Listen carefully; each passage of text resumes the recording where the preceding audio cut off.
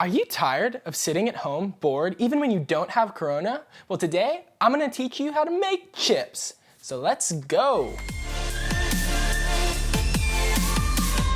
So I found this recipe online to make chips. It has 6 stars, so it should be pretty good. Let's go over it. So prep time, 0 minutes. Cook time, it's gonna take about 30 minutes. This will make 1 serving, and it's a pretty difficult recipe to follow, so you probably wanna try something else.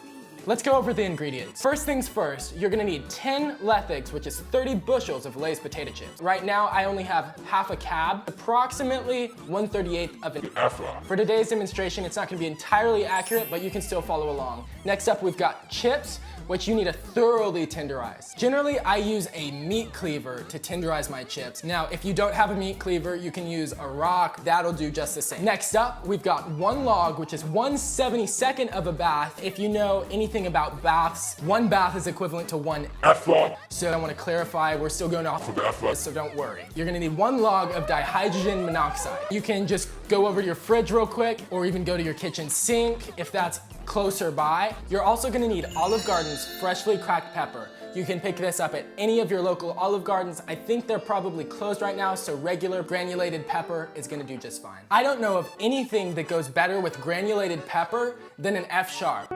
Of course, the last thing, we don't wanna forget the mayonnaise. Is mayonnaise an instrument? It always adds extra flavor to any dish. It goes a long way.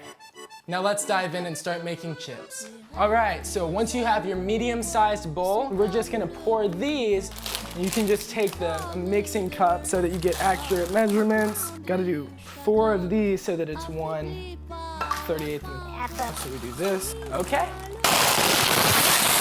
And now we have our second batch of chips. We're just going to tenderize these thoroughly.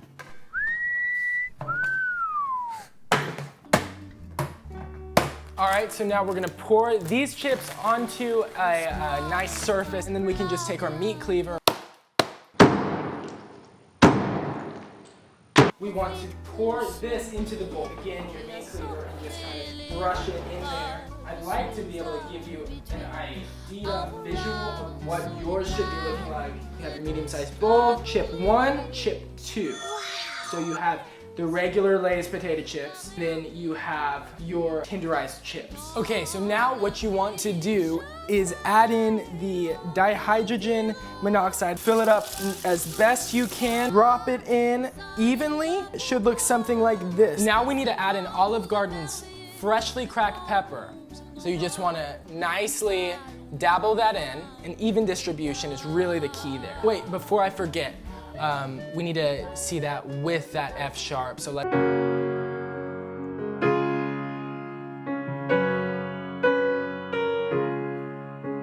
Okay, now that we have a good feel for how that should sound, let's go ahead and bake for 30 minutes at 2300 degrees Rankine, which is approximately 1300 degrees Kelvin. My oven won't exactly go that hot, so what we're gonna do instead is 170 degrees Celsius, and then let that sit for 30 minutes.